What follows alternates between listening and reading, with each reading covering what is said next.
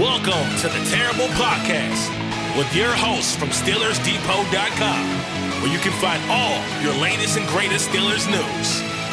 It's Dave Bryan and Alex Kozora, always lit, talking Steelers. And now, here's Dave and Alex.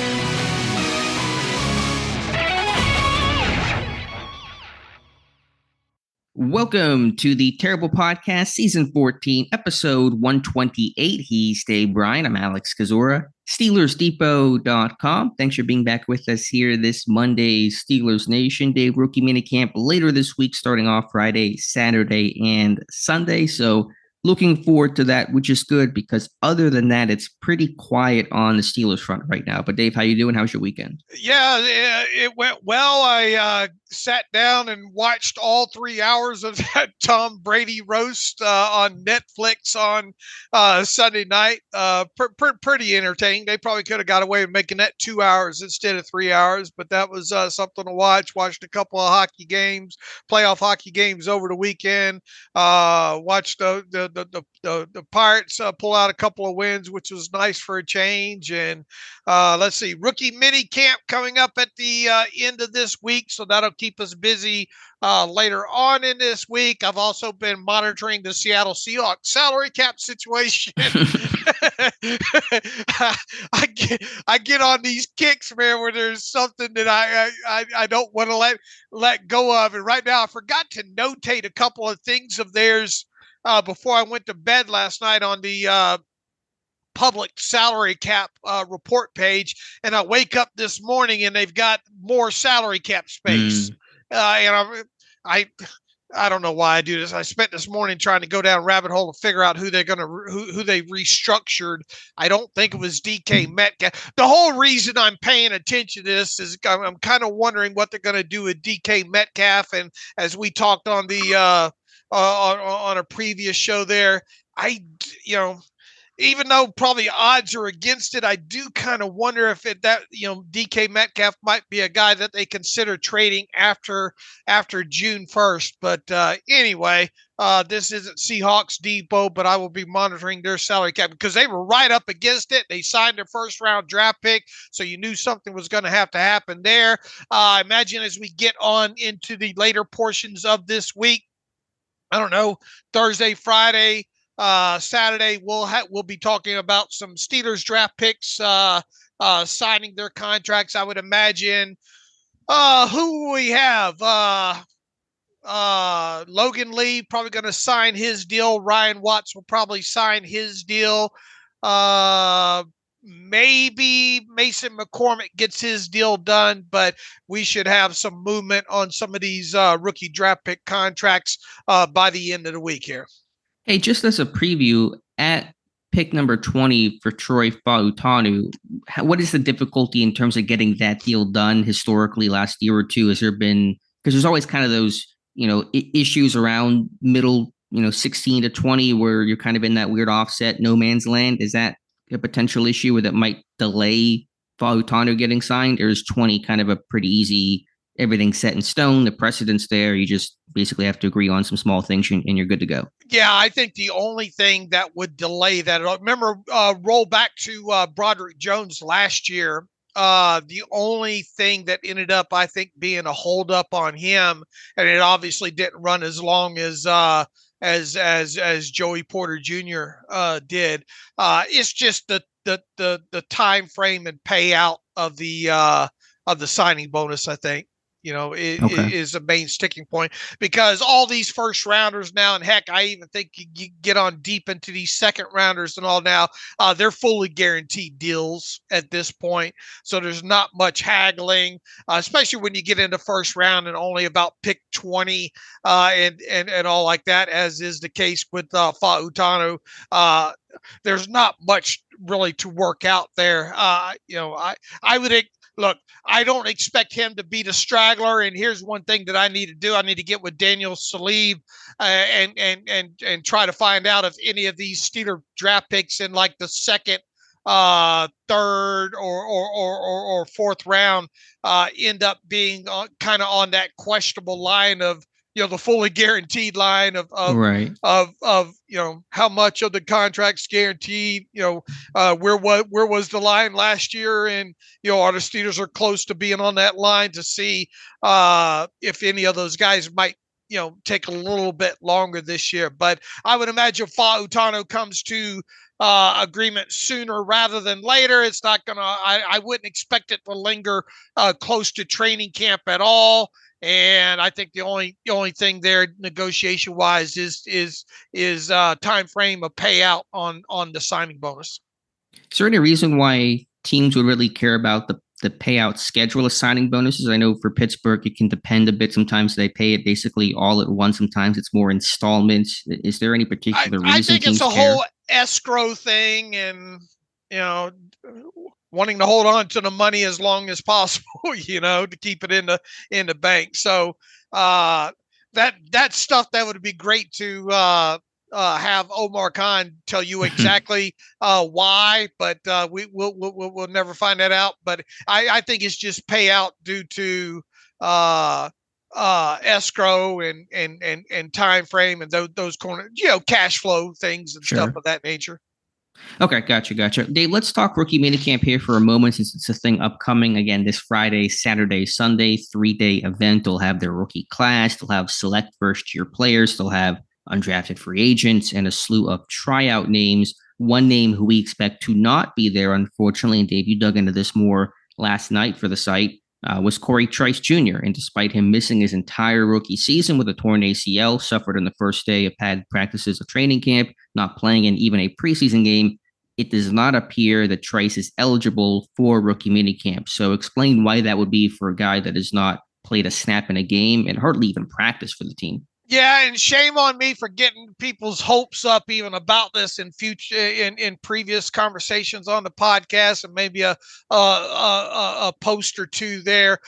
There's so much to have to try to remember about the CBA and this, that, and the other. And I finally got around on Sunday to looking for something to write about, and obviously with rookie minicamp coming up and us talking about Trice, and I finally dug back into the CBA, and Matthew Marksey, in fact, wrote about this, I think a couple of years ago about the CBA and injured players and who's eligible. And I had forgot all about that. And that came up as part of my research. And I dug back down into the CBA and all to find out, who is eligible and who is not eligible to participate in rookie minicamps. Obviously, all rookies are, right? Draft picks, undrafted free agents, those types of players.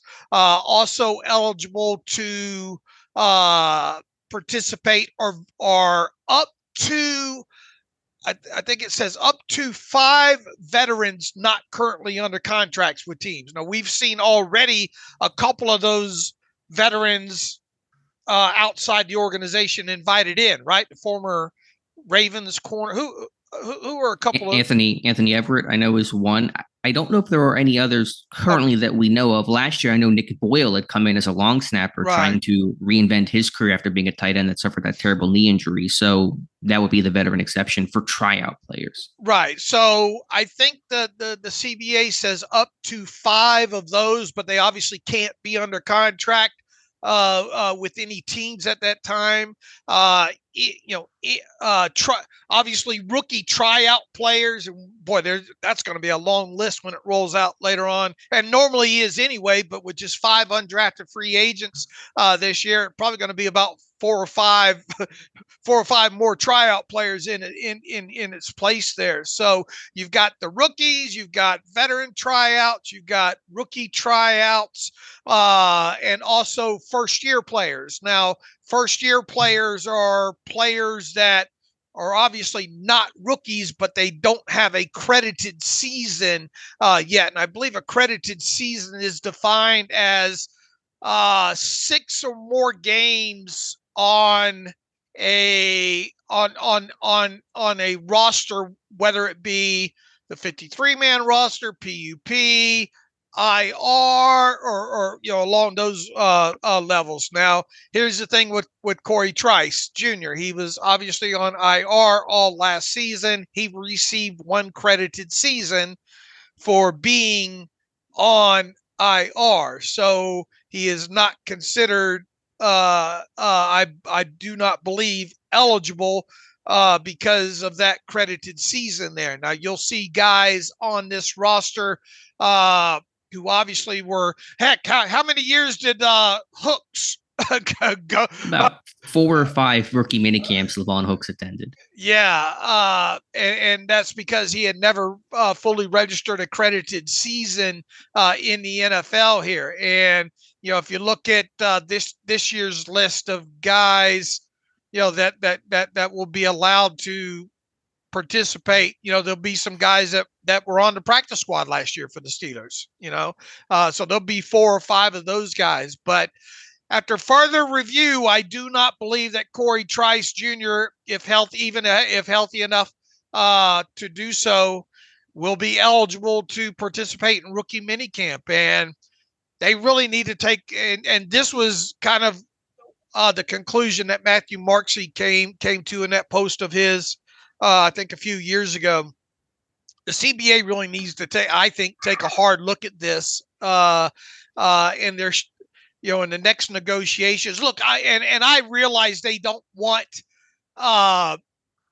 veteran, a lot of guys with one credited season participating every year in or having the ability to participate in rookie mini camps because they are the NFLPA obviously, and this has a lot to do. You have to submit this list to, I think, the NFLPA Management Council for approval before, if you read that in the CBA as well too, because they're the ones that have to sign off on eligibility on some of these guys to participate in this thing.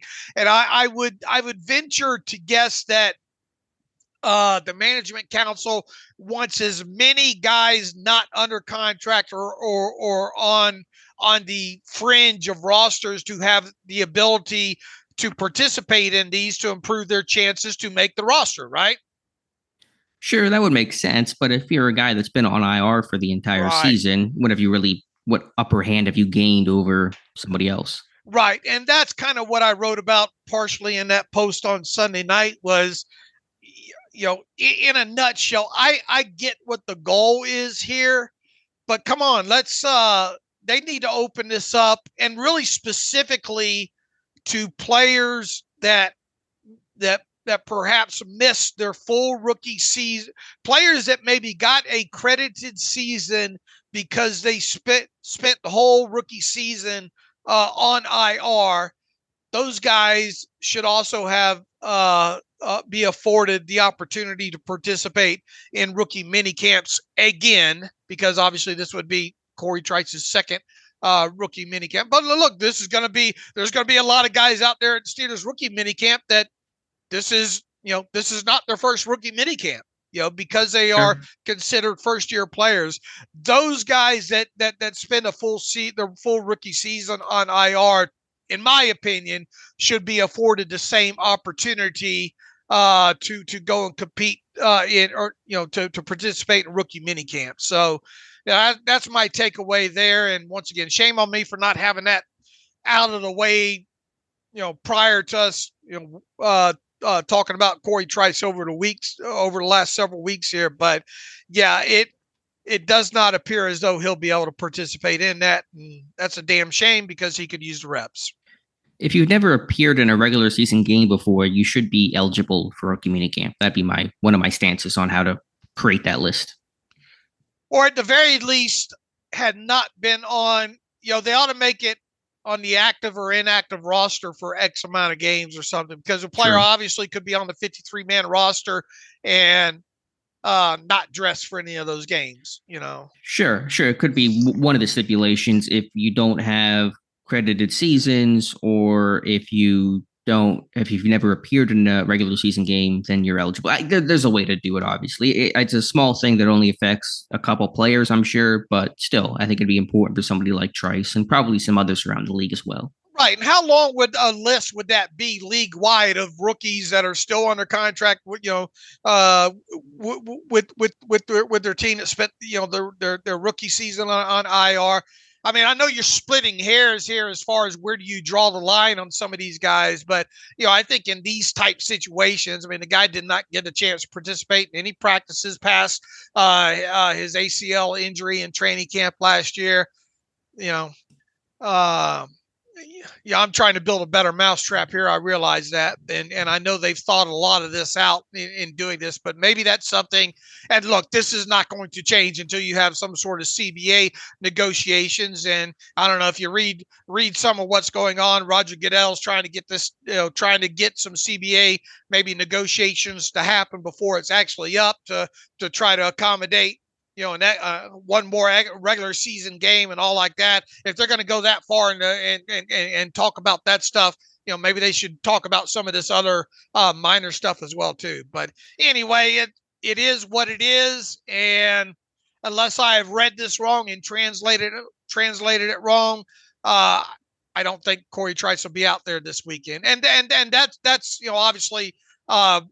Speculating that he's healthy enough to do so. And all we really have to go on at this point is a picture at, during the start of phase one here of him being on the field. But he is, it has been roughly 9 months, I think, since his surgery. And that's generally about time that guys are able to get back moving around like that.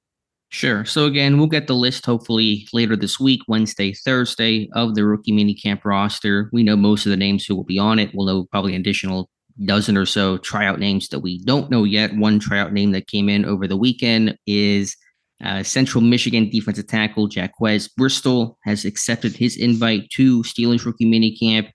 He was, again, at Central Michigan last year, came in at 5'11" and 284 pounds. So the sub 6 foot defensive tackle. Ran, though, a nice 5.02 40-yard dash. Was pretty productive in his career at 28 tackles for a loss, 13 sacks last year at 8 tackles for a loss, and 4 sacks, a team captain. So one of the many tryout players. Again, they have open roster spots. They typically sign between 1 to 3 tryout players per cycle. We'll see what happens on the other side come Sunday, Monday.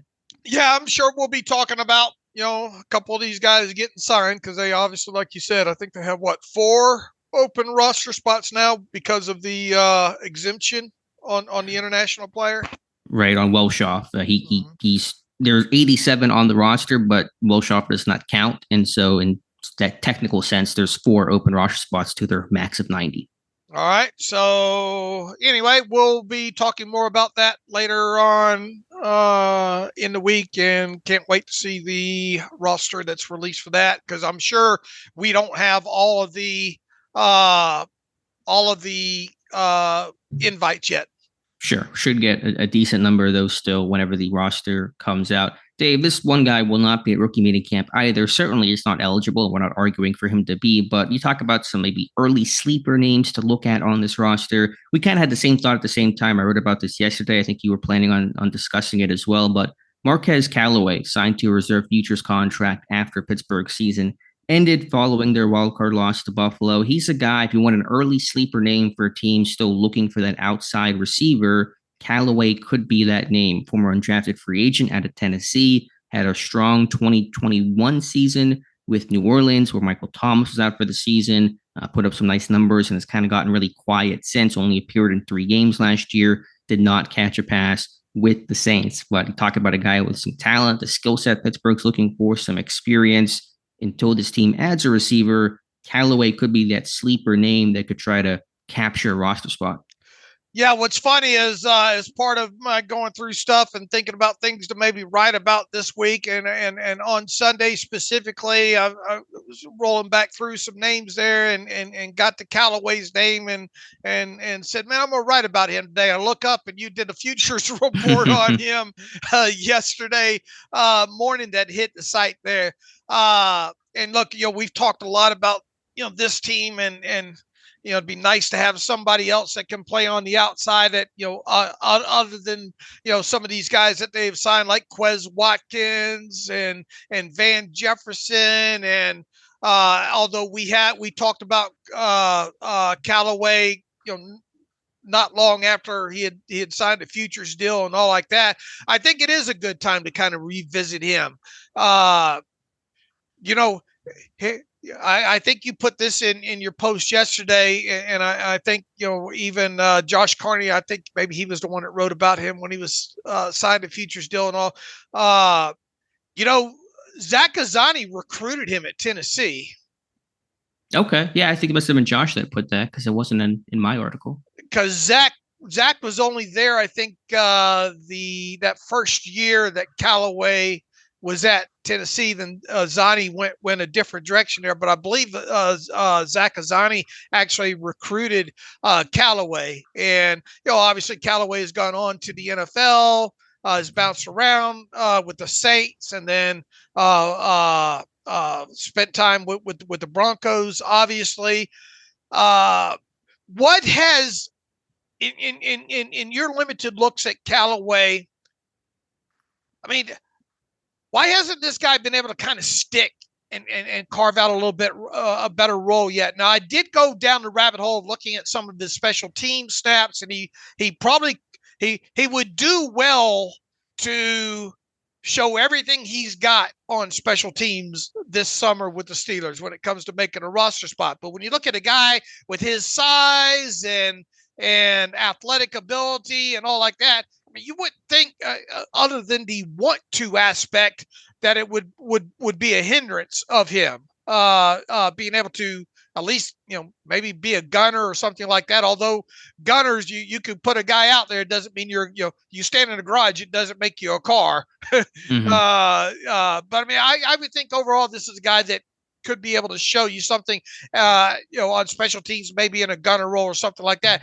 But talking about him as a wide receiver specifically, I went back and rolled back yesterday and kind of looked at a couple of clips on him.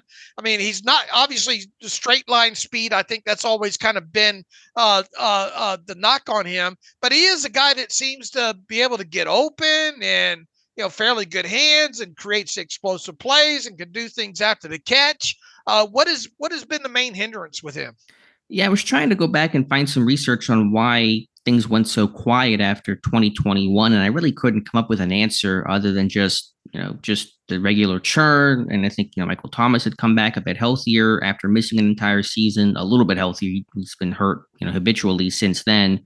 I really couldn't figure out exactly why he went from a guy that was producing and, you know, one of the most productive players on the Saints that season offensively to basically just fading away. I mean, they drafted Chris Olave the year after, right. So that probably was one factor as well, where they just started adding more receiver talent, and that pushed a guy like Callaway down on the depth chart. But I really don't know how he fell off so much the way that he did. I even went and looked. I said, well, is he a butt of a teammate or something like that? Evidently, he's thought of, he's very, especially with the Broncos, he's thought of very highly. So it doesn't seem like he's, you know, got an attitude problem overall. And look, you know, guys like him churn through the league every 3 years. Every year and every 3 years, you know, the league cycles out anyway for the most part. So it's not like, you know, from a measurable aspect, specifically an athletic standpoint, it's not like it's off the charts or anything like that. But I mean, when you look at the tape, though, you know, he's been able to produce at the NFL level. Sure. It was really primarily one season, but it was a notable one. So all my point is basically, Dave, is that there's an opportunity there. There's a need for this team to have a bigger, more physical outside receiver who can produce until they add somebody in that capacity. Because as of right now, you got Pickens as your Z. Wilson is primarily a slot. Yes, he can place him outside. He will place him outside, but he is, to me, your primary slot receiver. And then Van Jefferson, he can play all over. Watkins can kind of do the same, but to me, they're just not at that caliber of quality to be, you know, starting number 2 outside type of receivers. Calvin Austin can play outside as well, but also primarily thought up as that slot receiver and a different body type and skill set than Marquez Callaway. So there's just a bit of uniqueness to him in the current receiver room. There are guys like Denzel Mims that will try to compete, that have similar body types, but not the level of productivity at the NFL level that Callaway has shown and flashed in his career. So just a name to watch in camp. I mean, it could, you know, we were talking about Hakeem Butler a year ago and that didn't work out. So right. We don't know where this thing's going to go. I'm just matching up a guy that has the skill set Pittsburgh's looking for with some experience and the opportunity that is there for the taking. All right, rank them. Callaway, Van Jefferson, and Quez Watkins.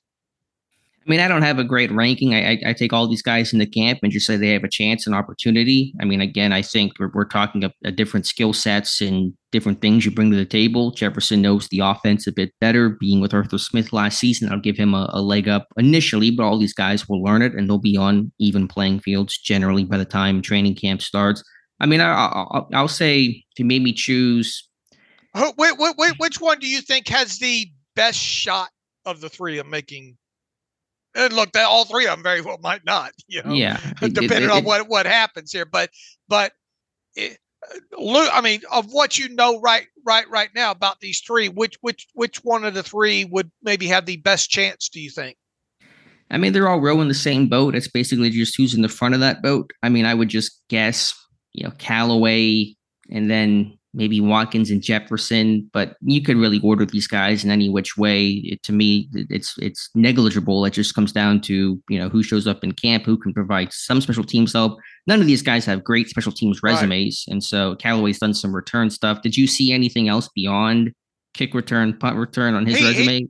He has done a very limited gunner, but I don't think there's any stats to show from that, Okay. So but at least there's some reps there. Yeah, he has done it before. And I think a little bit more than the other two have.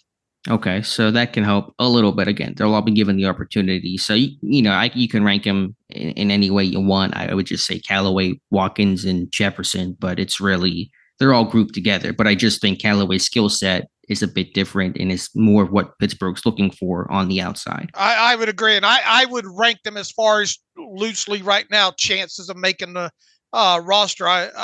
It would be Callaway, in my opinion, probably in my, study of him would have the best shot. And then it would be a toss up with me between Jefferson and Watkins behind there. I think it's, B1 and B2, if you would.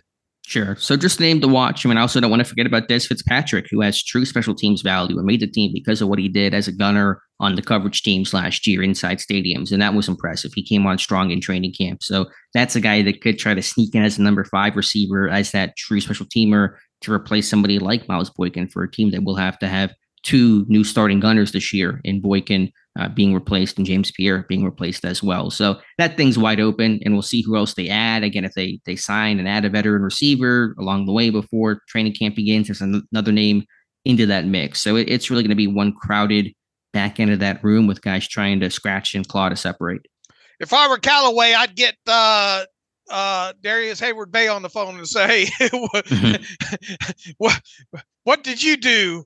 Because remember all that time, when Darius Hayward-Bay came in, I mean, he ended up being a pretty damn good, decent special teams guy, and that ended up extending his career a little bit there. So if I'm Callaway, I work on trying to become a good gunner. Sure, that would, of course, help. But I think there is that opportunity as that outside receiver. It would still take a lot for Callaway to be a starting receiver come week 1. But just based on the current construction of the roster, there's a hole there, and he could try to fill it. Right. And we'll obviously see how that depth chart, how that room changes here in the next, several weeks here. I think really it's also about ranking kind of the Watkins, Jefferson, and Calvin Austin, who's going to emerge from there, because it'd be, I think, an upset if all 3 were on this roster to start week 1. Right. And look, I mean, we talk about these 3 in Callaway once again, in Callaway, Jefferson, and Watkins. There's a good chance all 3 of them don't make it, Yeah, they all have to fight for their opportunity and for their spot in that competition. I think the team will appreciate, but again, hopefully they add to that room, because they really need to add some other veteran presence. I don't know who that's going to be. The free agent market is really dried up at this point. I mean, is it going to be Valdez-Scantling? I think he's even visiting the Chargers this week or something. So, he may not even be an option for too much longer, and he's not a great option to begin with. So I really don't know what their plan is. Are they going to try to pull off a trade now? Are they going to try to do something right before week 1 on cut downs or a trade? We're just going to have to kind of wait and see. Yeah, who is the most recent one to sign? I mean, I know Boyd was visiting the Titans, but I don't think anything got there. You just mentioned Valdez-Scantling visiting somebody. I mean, on Friday, Chark and Odell Beckham Jr. signed during the show. Okay. Trying to think you look at the available list out there on over the cap of guys, and they're not even caught up with all these guys that have signed. But I mean, the list is, you're down to kind of like Boyd.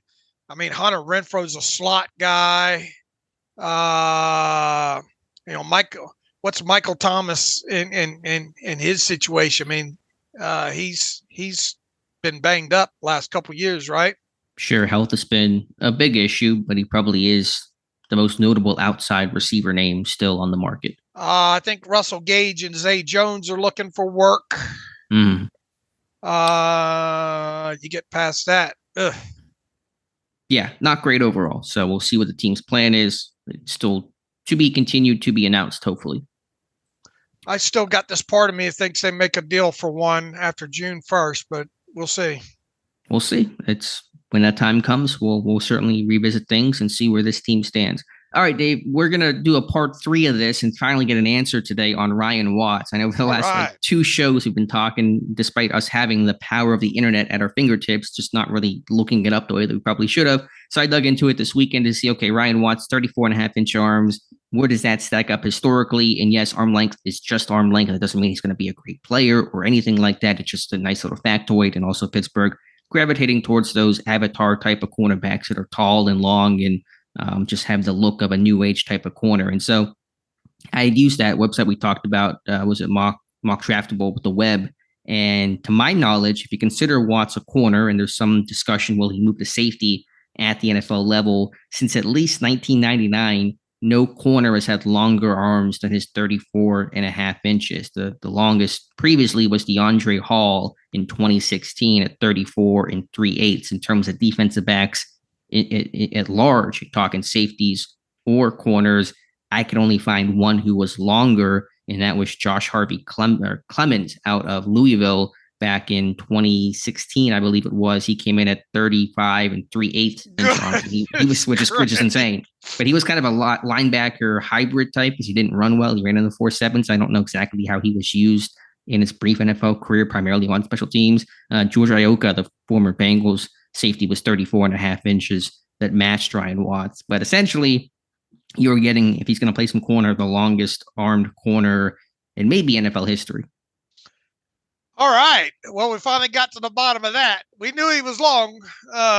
Just had to dig down. How long did you do all that on Mock Draftable or no? Yeah. And I cross-reference with Draft Scout and NFL.com just to double check myself. But yeah, there's been, 3, 4, 5, 7 corners since 1999 with 34+ inch arms, according to Mock Draftable. And 2 of them are currently Steelers, and Joey Porter Jr., who had 34-inch arms for last year's draft, and still does, of course. And then Ryan Watts at 34.5. And so, again, Pittsburgh very much clearly gravitating towards a type of cornerback. All right, so I already get these reports coming in from Draft Scout because I subscribe to their service and all like that, and they're already hard at work at 2025 draft class. So I need to go start looking at the kid with the longest arms, right? The corner with the longest arms. And you'll find a future Steeler. Yeah. Now again, arm length does not mean you're going to be great. DeAndre Hall didn't work out. There was a guy in 2010, Brian Jackson, 34-inch arms. He didn't work out. In 2023, there was Porter Jr., who obviously had a very successful rookie season. There was Juju Brents from Kansas State. Pittsburgh showed some interest in, drafted by the Colts. And Chris Ballard likes those long type of corners as well, like Seattle has done, like the Colts, now like Pittsburgh. We'll see, how Brent's career goes. So this is not to say that Watts will be a successful NFL player, but it is, I think, always interesting when you're drafting basically an elite record number in some category with one of your prospects, especially your 6th-round prospect. We need to come up with one of them disclaimers like all these lawyer commercials have, right? does not guarantee, or like these drug companies. Right. Or we're like frolicking in the background as they're reading off this horrific list of side effects.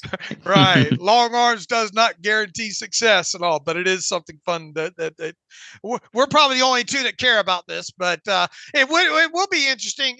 Look, he's obviously Ryan Watts is going to participate in rookie minicamp. I wonder if he'll be asked about those long arms.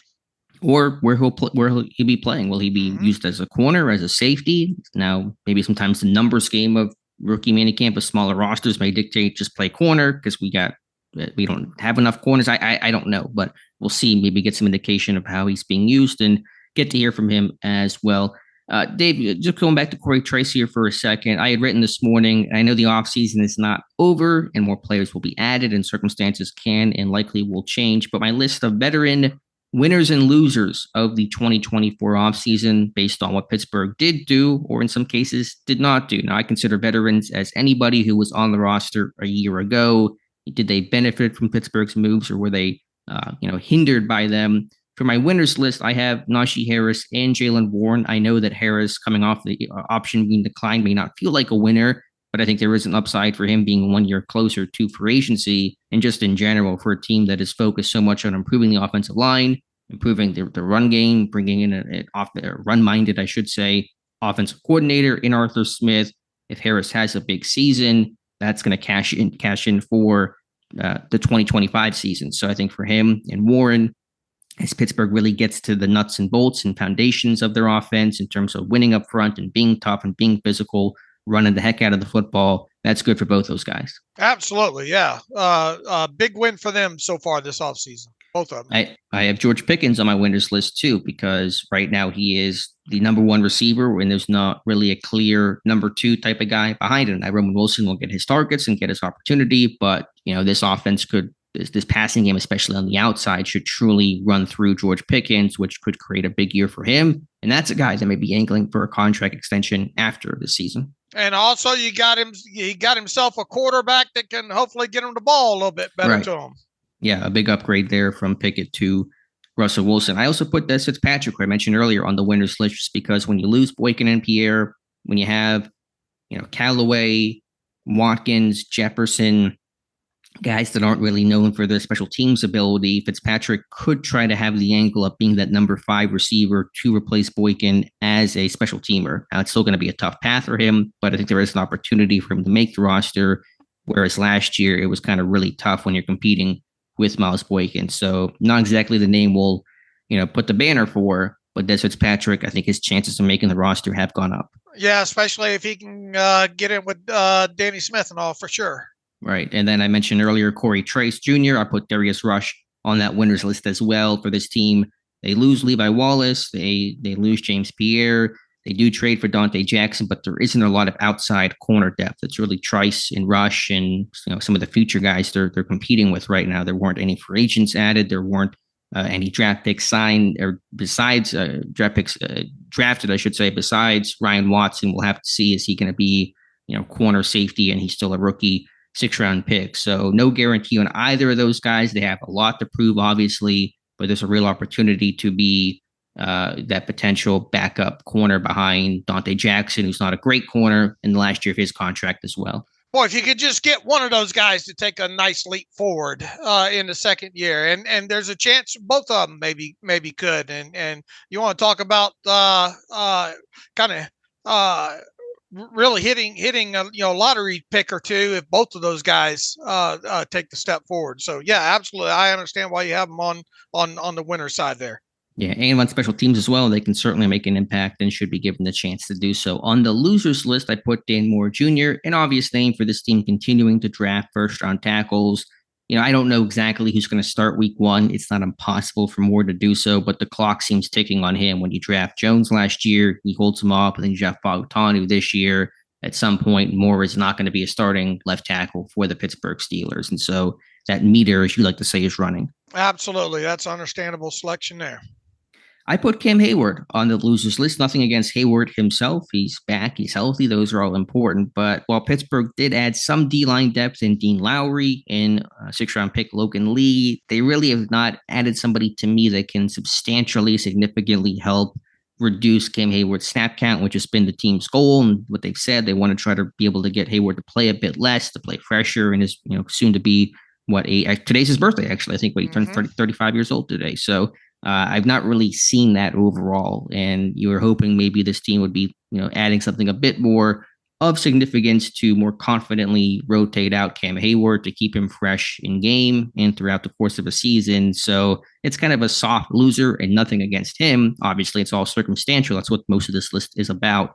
But you're still kind of missing that successor and somebody that could really confidently play 20 or so snaps per game to reduce some of the workload and burden that Hayward has to carry. Right. If there was they did not do him any favors list, if it was winners, losers, and did not do any favors, Cam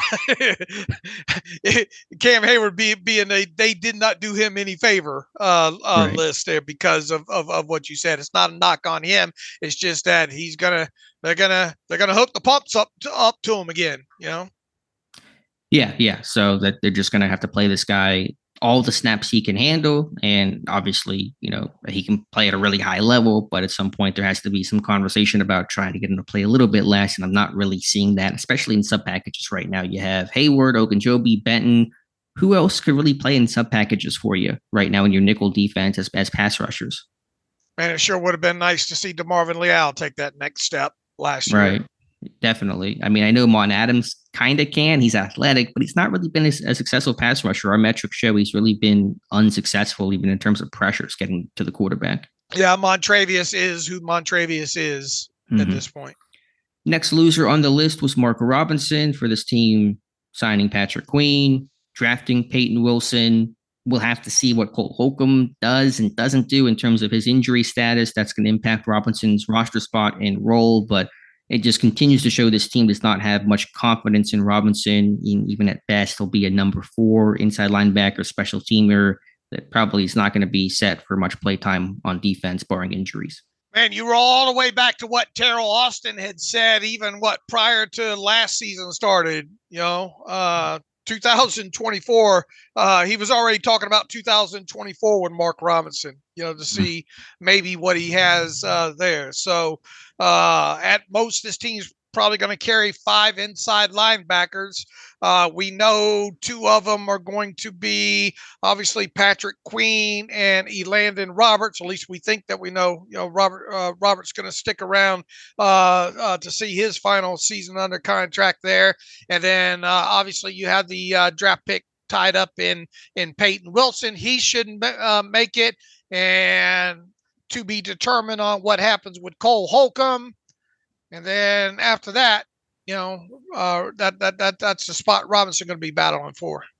Then the final name on the losers list is Spencer Anderson. When you draft 3 offensive linemen in one class, in Troy Fautanu and Zach Frazier, and then Mason McCormick, I have Anderson as we went through our roster prediction the other day, my 10th offensive lineman for a team that keeps 9 typically. Somebody gets hurt, they trade Dan Moore, then that could open up. But Anderson has gone from being inside the 53-man bubble to probably being outside it as you enter training camp, and that puts him on the losers list.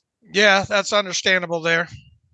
Anybody else you would put on there, winners or losers? Anybody else you think I had some others mentioned just briefly as well, but anybody else that you think should be on either of these 2 lists?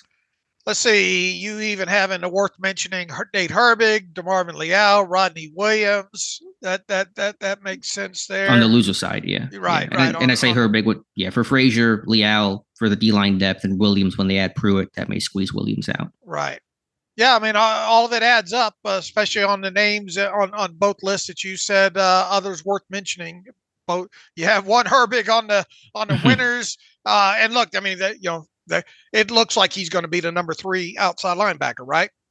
As he should be. I really am excited for Nick Herbig in year 2 to make that jump. With Golden now officially out, Jeremiah Moon is that clear number 4, and so that's a good thing. Winners list for Nick Herbig. All right, good discussion piece there. All right, Dave, I did a video as well on Zach Frazier, just kind of, called it Frazier Island. We talk about Revis Island, all the islands these corners are on. How about Frazier Island? I think it's so important for a center in Pittsburgh, not just in general. It's important for any team to have that really strong anchor point. But in Pat Meyer's system, the center is often working 1v1. In past years, under different coaches, you typically see the centers helping the guards or the guards helping the centers. In Pat Meyer's scheme, that there can be help there, but typically the guards help the tackles. When the guards are uncovered, they're looking for work to help the tackles and provide inside support to the tackles and can secure the edge. And the center is then left 1v1 in a lot of situations against the tackles or linebackers. And so you need that center that can really anchor and hold the zone without help in pass protection. And so I go through a video on the site that goes through and one example of that in Pittsburgh to kind of show what I mean by that, and then showing some clips of Frazier doing that in college as well. So really important to get that center position right, because I think it really has an additional significance in pass pro under somebody like Pat Meyer. What do you think about his recognition? He's got very high recognition, doesn't he, on twists and stunts and stuff like that? Sure, and that comes with experience. When you play almost 3,000 snaps the way that he has, and smart guy, 4.0 GPA in high school, began with an engineering degree in college. I think he switched degrees, but still had a 3.88 GPA. You watch him on tape, just tape study, the experience. I mean, this is a guy that is not going to be phased by all the kind of different NFL looks and fronts they're going to give you on third down pressure packages. Yeah, and one of my takeaways when studying him throughout the pre-draft season, you got so much tape to work with that, yeah, he might not have had the upside as guys like a Barton per se, but to me, man, you got such a large amount of tape at center and him having to do pick up different things and seeing all this stuff. In other words, I think what you see is what you get. It probably made the evaluation a lot easier on him because of all those snaps. Sure. And Pittsburgh to some degree, and I think all teams apply to this as well, the less projection you have to make for a prospect, the more comfortable you are in taking him. There's always projection anytime it's college to the NFL. There is no guarantees in the NFL draft. If there was, then teams would just never miss on picks. Right. But Frazier is somebody that I think had a cleaner projection because of all the snaps that he played. I agree. And that was one of the things that I tried to get across during the pre-draft process there. All right, Dave, what else is there to talk about? Not as much. Mark Cabali doesn't think Justin Fields will be used in specialty packages, putting aside the whole kick returner discussion, which I think is just a more off-season fodder type thing. If there is anything to it, we'll talk about it more when Mike Tomlin speaks and once we see him maybe in OTAs and certainly for training camp. But for the idea of could he come in with some run packages and use him in a couple different ways to get him on the field, even if he is the backup quarterback. I think they should. I think they will. I think he's a guy too talented to treat as a true backup quarterback who holds the clipboard the entire time unless and until Russell Wilson gets hurt. I think they'd be foolish not to implement some things designed for him. And I would start showing some of those things. Obviously, you're not going to once a starter comes out during the preseason and all like that, you're not going to rotate guys in and out like that. But as early in the season as possible, I would seriously consider. And I think we've had this discussion after Fields was traded for and all like that.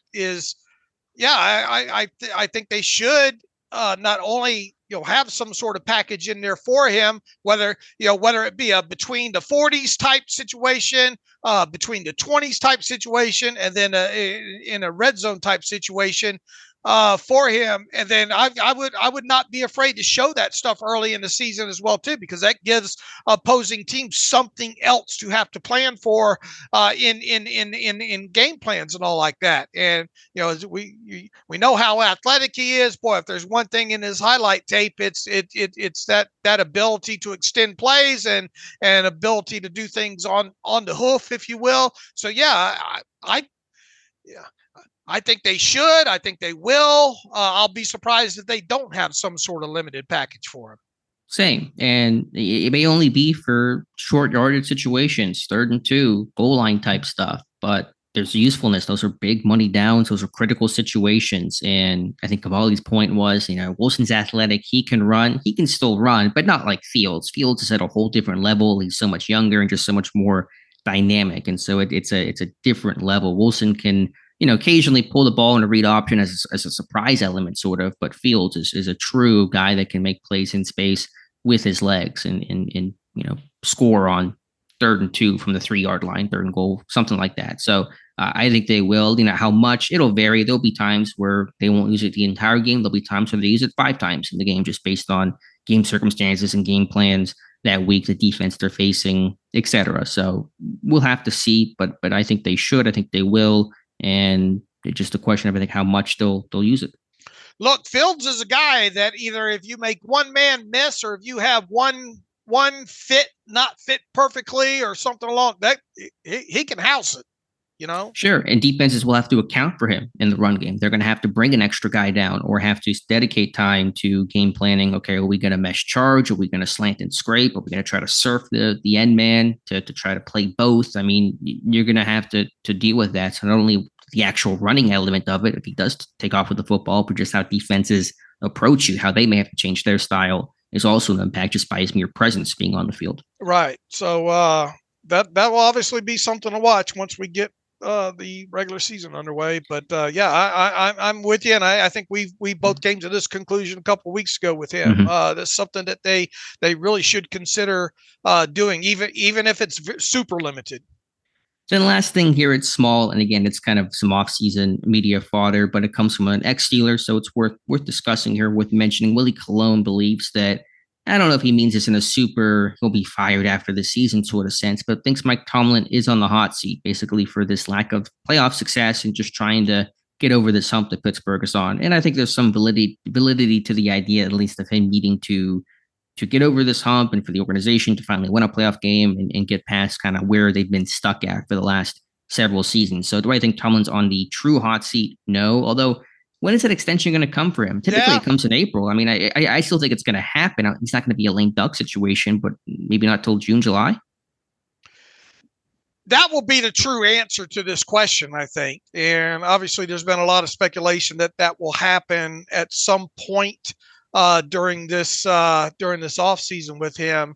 And the moment, assuming that extension does happen, it would be hard to imagine that you give him the extension, then you turn around and fire him after the 2024 season, no matter how bad it might be.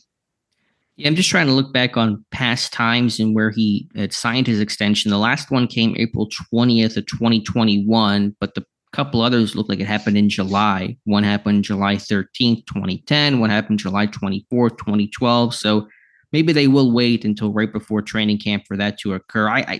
There's no way they don't do an extension with him. He's going to get extended. Is that a fair statement? That's been my feel of the situation for sure. Yeah.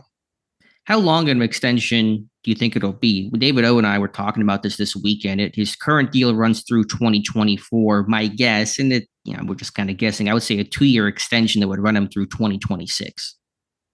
That would make sense there. But look, here's the thing: extend them or not, you roll back to those comments that Rooney made about we got to win. We got to not only get in the playoffs, we got to win some playoff games here. So if you don't accomplish that goal in 2024, no matter what the extension, assuming it happens, looks like, then 2025 really becomes a hot seat season. I know we're kind of getting over our skis here. I don't want to turn this into the shock jock radio type stuff, but do you think he'd ever get fired, like a traditional coach would? It's just hard for me to believe that. It took so much for Matt Canada to be fired, and that even occurred mid-season. All the money you'd be paying, Tomlin to not coach your team for a season or two. Again, that's all talk for way down the road, but I just have a hard time Rooney, actually doing that. Same. It would have to be maybe, I'm not even going to broach exactly when that would be, but I think it obviously would take a lot there. But yeah, there's a question of if these results keep happening despite all the roster changes you made and the big upheaval of quarterback play, and if you still can be a team that goes 9-8, 10-7, and you get one and done in the wild card round, at some point you can't, at least from the national media perspective, can't just keep hanging the banner for the non-losing season streak. That's clearly not what Pittsburgh's goal is, and nor should it be. And you can feel the frustration of that. They're not satisfied by just getting to where they're getting. If you roll back to what this roster looked like right after the first wave of futures were signed back in January, February, and then fast forward in through the all the cuts that they had, and then obviously free agent signings since. And look, I think Omar Khan even said, we're not done shaping this roster. He said that after the draft and all like that. I believe them. I still think there's going to be there needs to be another ad in the wide receiver room. I think we both agree on that. And let's say that ends up being moderately significant or better. Okay. Whatever that looks like. Have they done a good enough job, at least? Will they have done a good enough job, at least putting together a team that should be able to compete? Basically, you're asking, is the roster better now than where they left it post Bills game? Is that a fair way to kind of sum things up? Right. Yeah, I think there's still holes. Well, because obviously, and I'm talking about those holes as well too, because I don't think they're done. I agree. I don't think they're done, and I know, and look, here's the thing, the Seahawks created some cap room somehow, and I don't think that's a DK. I'm not 100% sure, but it doesn't look like that was a DK Metcalf restructure. Obviously, if they restructure DK Metcalf, you can forget about him, right? Sure, but if they had done that with him, you would have heard about it by now. That would have been reported out. I think so, but I mean, this is, I mean, they're not even showing yet who this recent restructure is yet. Now, by the time this podcast airs, and maybe by the next 24 hours, we should know who that restructure for the Seahawks.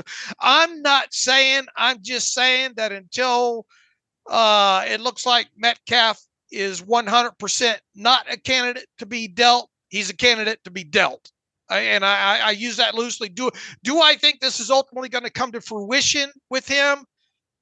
I'm not saying that, but man, one of these guys, and by these guys I mean like Sutton or Cortland Sutton and DK Metcalf, and you look at the cash spending that this team has and has not done up until this point. Man, a $13 million base salary cash payment certainly looks like it would fit within that. That magically is the base salary both those guys are set to earn in 2024. My patented long story short here, they're going to add to that room. Yeah, I think so. I'm not going to get hung up on a name. It could be anybody. I think also at slot corner, I'm even more confident they will bring somebody in there. I don't know who, probably an ex-Steeler, Peterson, Sutton, Chandon Sullivan, somebody like that. But just kind of earmarking those two things. To answer your question, has the roster gotten better? I would say yes, in part because there's a real identity to this team. When you improve the offensive line, room. Shoot, I mean, much better quarterback room. Just leave it. Just end the conversation at that. Sure. A better quarterback room. Period. Yeah. A better coordinator at OC, even though Arthur Smith may not be exactly the next Sean McVay or Kyle Shanahan. He's an upgrade there. And so just the structure offense is sounder. And while this defense still has maybe some questions, the Steelers defense is always strong and the foundational pillars are still in place. And TJ Watt and a healthy Cam Hayward, which is big, and Minkah Fitzpatrick. You have those three guys, you give yourself a chance. And they were the number 6 scoring defense last year, despite having Hayward for only half the season, having so many issues at safety. Minkah was hurt for chunks of the year, all the issues at inside linebacker, and they were still almost top 5 scoring defense in football. So to answer that question, I think it is better. I mean, I've maintained, I think they are now a roster capable of winning a playoff game and getting over that hump. I don't think they're a Super Bowl contender right now because I don't know if the offense is still as potent as it needs to be, if the quarterback play will be as strong as it needs to be to compete with all the elite arms in the AFC. So I think they've gotten themselves to the chance to win a playoff game. If you're in divisional weekend, then who knows what could happen from there. You're one of the final 8 teams, and so that gives you a chance. But that's where I think Pittsburgh is at. What would you have done differently, if anything, in this roster construction this offseason? Not traded Deontay Johnson. I'm still scratching my head at that one. And I know we were all preaching, let's be patient. Let's see what moves they do in the draft, and if anything else comes in around these trade rumors. And if something could still happen, and that could end up making the deal look a whole lot better. But to me, that is a big one that still I have a hard time getting my head around, especially if you believe the team. Deontay did not ask for a trade. Now, they may say that, they just didn't feel like it was a great fit culturally, and they talked a lot at the end of the season about just kind of changing the culture, getting that in a good place. It was a tense season overall, and Deontay showed his frustration, it seemed, many times, but they still got worse from a talent standpoint in that trade. All right. Now, once again, assuming that they get this significant player. Well, that's a big assumption. We both agree they're not done adding. We don't think they're done adding to this wide receiver room, right? Sure. But does that mean DK Metcalf, or does that mean Zay Jones? I don't know. I'm not thinking. I would not qualify Zay Jones or a Tyler Boyd as being the kind of guy that I would like to see added to that room. Sure. I would love to see them go get one of those top names, but that's not entirely in Pittsburgh's control. They can only do so much. And it seems they've been trying to land one of those guys and been unable to land one of those guys. Could that change at some point down the road? Sure, that could change, but there's no guarantee of that. All right. But if they do, how will you look back on the Deontay Johnson situation then? Well, I still look at trades as the trades itself. Did you win the trade or lose the trade, as opposed to all the circumstantial things around you? Because, you could, if you traded Deontay for a 7th round pick and then go trade it for Brandon Ayuk, did you win the Deontay Johnson trade? I still think you would lost the trade, but you still found a really talented guy and a better player in Brandon Ayuk. But you would feel better about just the whole circumstances of it, of course, in your receiver room in general, if you could land an A or even B tier type of wide receiver. Sure. Well, here's the thing. The hope is that conversation we had at the start of this podcast of Callaway, Jefferson, Watkins. Hopefully all that becomes moot, right? Sure. Well, yeah, absolutely. I would love for them to go land even a Courtland Sutton at this point. I think, post-draft, considering there aren't any other big free agents out there to get, you go trade for Courtland Sutton for a 4th round pick next year. I'm good with that. I think that completes your receiver room as much as it needs to for Pittsburgh to thrive this year. All right, we'll revisit the roster construction thing when we get to the start of training camp here. Sure, and then see how much it's changed since then. And then the 53-man roster before week 1 will be the ultimate look at what this team looks like going into the new season. Which schedule really should come out this week too. That'll be a new thing. I think Thursday they're talking about the schedule. Dropping. Those things typically start leaking out the day before. They might announce some of the big marquee, holiday games and stuff like that. So we'll see what Pittsburgh plays week 1. I know they're scheduled to play at Denver this year. Could you get a Pittsburgh at Denver week 1? Get a Russell Wilson storyline going to begin the year? I think the best thing about all that is I like to set up that schedule bingo card where you start blocking out. It just affords me an opportunity to play in Excel and use colors.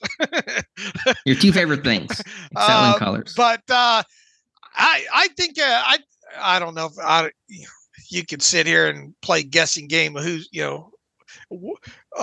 gonna what's going to be the week 1 game, all that kind of stuff. But I think it would be kind of intriguing for a Steelers versus Broncos week 1 matchup. I don't know if that's going to come to fruition, obviously, but it would be quite the talk ahead of week 1. Yeah, we can probably discuss more of it for Wednesday in terms of the schedule. That will be the other big thing on the docket this week. At least that's been the reporting. But what are some other potential interesting matchups? We know, is it official Browns-Eagles in Brazil week 1? That's been confirmed, I think, right? I believe so. Yes. No. It was rumored. No. It was Packers, right? Is it Packers? Okay. I just remember the Browns being rumored for so long. It just I know it's not Pittsburgh. I know they're not going to play in Brazil to open up the year on that Friday. So that is out. We can guarantee that essentially. What other games besides AFC North type stuff, which sometimes they open up against North opponents, but putting those teams aside, what other do you think would be the most interesting, compelling week 1 matchups for Pittsburgh? I always like to see when the first, obviously, AFC North game actually is. Yeah, and it could be week 1, but let's assume for a second it's not, because those are just kind of the obvious ones to mention there. I guess let's see. Week 1, what do you think would be the best week 1 matchup, the most interesting game opponent they could be playing to begin the season? Well, I think I just named it in the Broncos. I think that would be quite intriguing there. Who else? Obviously Cowboys, Steelers, but I don't think that will be a week. At least I don't think that'll be a week 1 game. Let's see. Chargers be interesting. See Harbaugh's first game back in the NFL. And that's at home, right? That would be at home. It'd be a home game. It'd be nice to get also more home games. Well, right. Let's get a home game streak going here for Pittsburgh after being on the road for so long until last season. Be honest with you, the only thing that I'm really interested in is the away games against, when will they have to go out west to play the Raiders in Vegas would be one, and then really the Broncos game is going to be a huge talking point whenever that is on the schedule. But at Atlanta to begin the year, Arthur Smith's old team, Kirk Cousins' first game, NFC. I don't know how often the NFC, AFC, NFC games open up, but that'd be a fun one to start with. Yeah, it was a little bit of a rarity last year, right? Opening up against the NFC team in the 49ers. So I kind of wonder if you'd get that in back-to-back years. So right. I would bet. I'd be willing, and we already know the Eagles won't be one of those games. So that's one of the NFC teams that they won't play in week 1. Let's see. They've got the Giants on the schedule. They've got the Commanders. They've got who else in that division? The Cowboys. Right. So I'm going to go out on a limb and guess that their week 1 game won't be an NFC opponent. Okay. So yeah, I mean that narrows it down just very little. So we'll see from there, but yeah, that'll be one thing to watch. We'll talk about it more Wednesday, and then obviously for Friday's show, we should know the entire schedule by then and can really go into it. I mean, I'm not somebody that is crazy about the schedule release because we already know the teams. I know obviously you want to see bye weeks and just end of the season, start of the season, those types of things. There is some value to it. I think it matters a bit more for the players themselves. I know we'll be watching for how many night games there are. That's always kind of the top thing we look for. Hopefully, in Pittsburgh, probably will play several night games, 3, 4, 5, as they tend to do because they're the big national media draw. But for me, that I'm not somebody that gets too wrapped up in the schedule release. Right. But let me tell you, the NFL will make a show out of anything and make an event out of anything. And that will once again be an event. So anyway, something to look forward to maybe later on this week. Did they have they officially said that it'll be Thursday, or is it still speculating that it'll be Thursday? I think it's still speculating, but I think some of the more plugged in reporters like Jonathan Jones have been pretty strongly hinting at Thursday. Okay. So not guaranteed, I don't believe, but that would be my belief right now. All right. What else? That's all I got, Dave. Anything else you want to get to, feel free. If not, we can get to some reader emails and close out today's show. Reminder, no live stream tonight. We had one last week. We'll have one next week, but no live stream tonight. All right, let's get to the mailbag. Brian Tellini.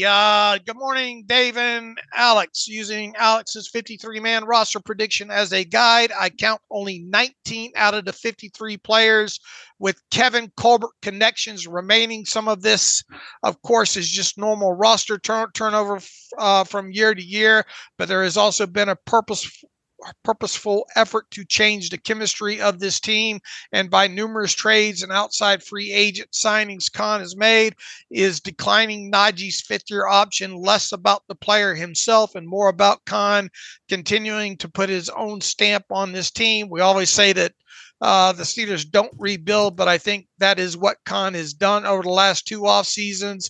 Compare this roster to 2022, and a lot of it is unrecognizable. Look, you just get that churn, every 2. It's interesting sometimes come week 1 of a season to pull up, or right after the week 1 game, and then go to the game book and pull up the actual 53-man roster that's listed in the game book of the week 1 game and roll back 2 or 3 seasons ago to the same situation after week 1 game, just see how it's churned. Mm-hmm. And I think that's just how it happens. I I don't view the declining of the 5th-year option on Najee as I got to get Kevin Colbert's guys out of here as soon as possible. I think it was just a business decision and the position and all like this. So I guess what he's hinting at here is Omar Khan doing his best to kind of distance himself from the Kevin Colbert rosters as quickly as possible. Yeah, I wouldn't call it that. I think you're right. If you take any 2-year snapshot, the way it looked 2 years ago to present day, it's going to have a good amount of change to it naturally, just in this free agent world. But in any time, even somebody like an internal promotion like Khan comes in, he's his own man with his own ideas. You bring in Andy Weidel with his own thoughts and influences as well, and you're going to have change there. Anytime I think there's a new regime, quote unquote, to some extent, you're going to have that kind of turnover to get your guys in and just have your own stamp on the roster, your own philosophy and vision, and that's going to create a fair amount of change. So I don't think Khan is intentionally running away and shedding himself of the Colbert era and roster. There's a great respect there, but it just I think natural for any new GM to come in, and you're going to have a good amount of roster churn as you kind of start setting the roster the way that you want it to be looked at. And I think that's just kind of commonplace for any new GM. We don't have a lot of emails here, so I'm going to indulge him a little bit. Let's go back to week 1, 53-man roster as listed in the week 1 game book against the 49ers. On offense, Pickens.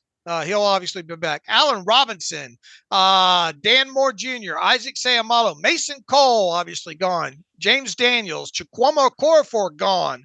Pat Freiermuth, Deontay Johnson, gone. Kenny Pickett, gone. Najee Harris, that was your starters on offense. On defense, Cameron Hayward, Montravius Adams, Larry Ogunjobi, TJ Watt, Cole Holcomb, Landon Roberts, Alex Highsmith, Levi Wallace, Patrick Peterson, both those guys not currently under contract. Minka Fitzpatrick, Keanu Neal. Let's see, and then in the substitution, Presley Harvin, gone. Boswell, Boykin, gone. Austin still there. Casey, Joey Porter Jr., Anthony McFarland. How soon we forgot Anthony McFarland was actually on the 53-man roster week 1 last year. And was it their best player in that game offensively? Miles Killebrew, Jalen Warren, Chandon Sullivan, Riley, James Pierre, gone. Marcus Golden, not under contract. Kuntz, obviously long snapper. Nick Herbig, Quan Alexander, not on the roster. Nate Herbig, Jones, the tackle. Broderick. I drew a blank all of a sudden. Okay. Yep. Gotcha. Washington at tight end. Connor Hayward, Isaiah Loudermilk, Mark Robinson, Keanu Benton, DeMarvin Leal did not play in that game, but dressed. Trubisky and Spencer Anderson inactive for that game. Mason Rudolph, Desmond King, Dylan Cook, Gunnar Olszewski, Armon Watts. Yeah, I mean, just off the top, a lot more change offensively than defensively. It felt like some changes in the secondary. So, I mean, again, that's all probably typical roster turnover stuff to some extent. I think offensively, obviously, you're seeing a pretty substantial change in terms of what's been added since. Yeah, I mean, this year's week 153 is going to have a good third, if not more, not there. Yeah. So again, I think that some of that, it's not really, to me, Khan just trying to, again, run away from what Colbert built. It's just kind of the natural roster building process. Whenever new ideas come in, new people come in, you have a new scouting department, you have a new assistant GM, obviously Khan and his new post, that just comes with change. And the NFL always changes. All right, Luke Weaver writes in, plans to blow it up, ? David Alex, I don't want to be too doom and gloom, but I'm getting worried about the Steelers' long-term plans. With the moves they made in free agency, they really seem to be in win-now mode, but that's the plan. But what's the plan if they don't win now? He says the decision to not pick up Najee's option is concerning.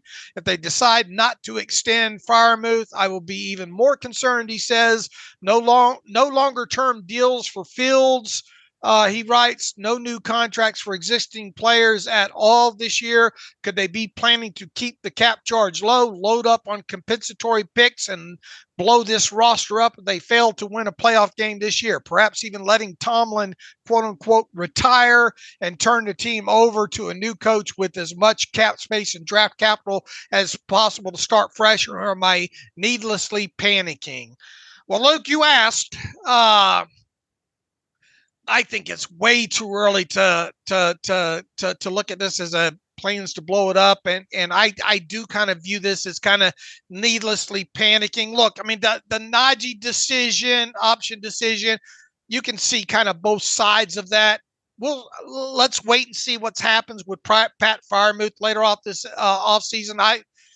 I from a cash perspective alone, man, it feels like they almost have to do it because they got to spend some cash, with him. I will be surprised they don't extend Freiermuth. It will be interesting to see what happens. Alex and I have talked about with Justin Fields, but it takes two to tango there. There's enough reason for him to not agree to an extension this offseason, talking about Justin Fields, as there is possibly for him to maybe agree to one. There's got to be some common ground. You don't need to overpay a player like that. However common, you would like to at least have one quarterback under contract moving past this season. As far as to be in win now mode, Omar Khan and Art Rooney the second would like you to believe that every offseason they try to build this roster to potentially win a Super Bowl. I think it's a bit too early to be kind of having a question of plan to blow it up.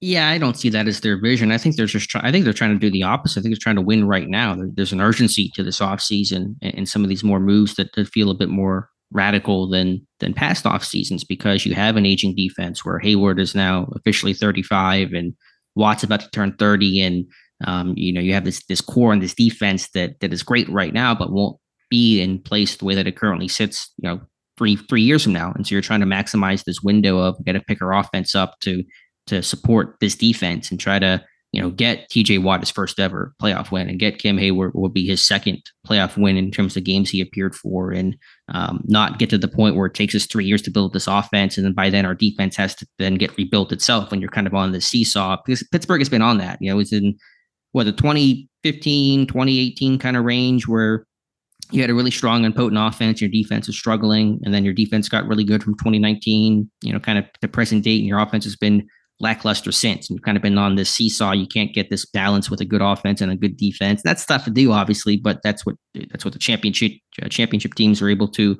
achieve, and that's what Pittsburgh has done in past years. What they're not able to do right now. So I think there's an urgency to win right now, recognizing the window that they're in. I wouldn't call it a Super Bowl window, but just a window based on where this defense is at and some of the stars there. But yeah, I think a lot of this, as Dave said, let's let the offseason play out, see what they do or don't do. I don't think the scenario of letting Tomlin retire to give a new coach salary cap and picks is anywhere even close to their mind right now. Right. I would agree. All right. One more from Corey Long, writes in Roman Wilson at Z. Hey, Dave and Alex, wonder what you guys think about Roman Wilson playing the Z position. If the concern is inexperience against press, wouldn't lining up at the Z address that, or do you see bigger limitations in his game? Unrelated trade question. Thinking back to last year's Dotson trade, could you see something similar with Calvin Austin III, Leal, or Dan Moore Jr., maybe improve some of those extra day 3 picks for 2025? Look, we still got, the way Roman Wilson, you're going to have to see a lot out of him, I think, to really start putting him out wide. Yeah, again, these guys mix and match more than they used to. I think post AB, you've seen more of that flexibility. So Wilson will play out wide some. He's not going to be solely a slot receiver. And yeah, playing Z where you're kind of off the ball a bit can help see a little less press, but there's just the size aspect and strength aspect. He's got to get stronger and work his hands, and his release is a bit better because he's not had to do much of that. And Pickens is obviously, I think, pretty strong and pretty secure as that Z type, although he moved around and played the slot more often than he did as a rookie. So again, I think I don't want to paint with too broad of a brush, but Wilson is going to be your primary slot receiver. That's how he's won in college. That's how I think his skill set is set to win in the NFL. I agree, and I think this is let's see what happens post June 1st. Let's see what else is added to that room. We're trying to go big picture here right now on May the 6th, and I earnestly believe Omar Khan when he said we've still got some roster building to do here. Yeah, they do, but I don't want to get in the weeds on this, but what is the incentive for Seattle to trade DK Metcalf? Like, why would they do look, that? we've hit all that. I'm just, if they needed cap space and they were going to restructure him, it feels like they would have restructured him now. Once again, I'm not saying it's just if you're going to build a list and everybody continues to talk about Debo and Brandon Ayuk and all, but I mean, the more that's talked about, the more the other side says it's not going to happen, Mm-hmm. I mean, just forgetting the particular name, how comfortable or confident in you if the Steelers plan, and that this is an if, but if their plan is to go trade for any of these receivers, if that's their plan, are you comfortable and confident in that being their plan? Let's talk about one. I mean, let's narrow it down. It feels like it's going, if they were to trade for a significant wide receiver, it'd be one of four, right? Cortland Sutton, okay, Brandon Ayuk, Debo Samuel, or DK Metcalf, right? Does it feel like if it was going to be a significant trade of any sorts to bring in, and I know people were trying to throw that Giants wide receiver in here, but I mean, how do you feel about that? Darius Slayton. I mean, that's why I just don't want to get hung up on one name. I just want to talk about. I don't either. Yeah. So, but just whatever name you think is most likely, or any pool of names. My concern is that Pittsburgh's trying to bank on this trade happening, where teams now post draft have much less incentive to make a deal. Sure. That's my concern. I still think that I don't think he's done. Yeah, I don't think. When you say you don't think he's done, do you think that means that he will be able to pull off one of these trades? My gut's been my gut's probably been batting worse than the Pirates. Your Henry Davis levels right now. We're back down AAA. Yeah, but I got a feeling that they got something up their sleeve there. But does that mean when you say that, does that mean a trade for one of those four names? I think so, Alex. Okay. I hope so. I mean, and sure, carve this out of the podcast and say Dave thought for sure that, his gut told him that they were going to deal for one and it didn't happen. So how's that gut feel now? I don't know. It feels like almost they have to. Right. Be honest with you. I'm not trying to pin you down. I'm just trying to get a sense for what you mean whenever you say that they're not done, because I hope that's the case. I mean, it'd be disappointing if it's here's Zay Jones. I don't want to talk about as much as intriguing as a guy like Marquez Callaway is. I don't want to be talking about him, Watkins or Van Jefferson much longer past June 1st. Sure, there's a level of cope to, hey, Callaway could be pretty good. It's like you'd rather go get that more established guy. Right. So I get that. We're talking about the quality of the Ritz cracker then, Right.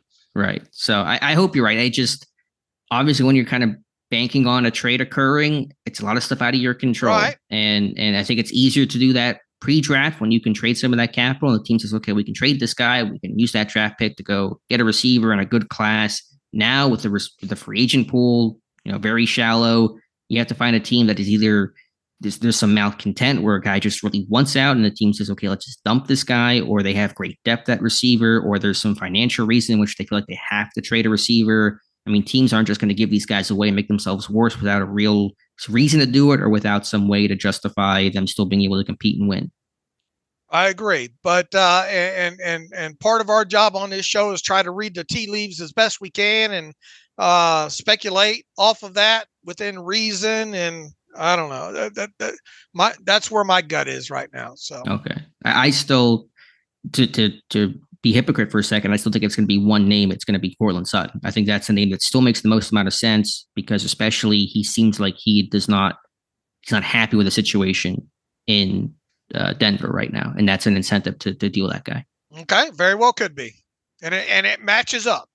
Yeah, it does. All right. Any other emails, Dave? The last part here, he asked about last year's Dotson trade. Could you see something similar with Calvin Austin III, Leal, Dan Moore Jr.? Yeah, I mean, it's always possible depending on what happens injury-wise to other teams. I mean, again, I think if we're talking Leal, it's Kendrick Green. If that even levels, Moore would have more value. Calvin Austin, to me, would have I think even getting anything for Austin would be tough to do unless he had, impressed in the summer. And if he's impressing, then you probably want to hold on to the guy. So those things are always possible. I think Pittsburgh could also be looking to make a trade for somebody this year with some of their draft capital that they're going to have. I don't know who that could be. And it could be receiver, it could be corner, it could be injury replacement based on what happens and transpires this summer. So I think all those things are, of course, on the table. It'll be easier to talk about once you get closer to that, cut down deadline late August. Right. Because so many things can happen between now and then. And then, look, I mean, is it out of the question that the Steelers trade away a player right before the 53-man roster's set? And it's not unthinkable. Right. And it's also very much plausible they add somebody. They've done both over the years. We'll just have to wait and see. Khan's done both. He's added guys. He's dealt guys. It's all just based on situations. All right, for not having a lot to talk about today, we had a lot to talk about today, I think. We do our best. I think we find a way to make it work. And so we'll come back Wednesday. Still not sure what we'll talk about Wednesday. Probably more schedule stuff. Anything else that comes up along the way, maybe find out the tryout, the rookie minicamp roster, some more tryout names. We'll let you know. All right. In the meantime, you can follow me on Twitter /X at Steelers Depot. Follow Alex at Alex_Kozora. Follow the show at Terrible Podcast. Email the show, theterriblepodcast@gmail.com. If you like what we do and want to donate to the cause, SteelersDepot.com. Hit the donate button up right navigational bar. Also, if you like an ad-free version of the site, SteelersDepot.com. Hit the ad-free button up right navigational bar and follow the directions that way. And until Wednesday, as always, thanks for listening to the Terrible Podcast with Dave and Alex.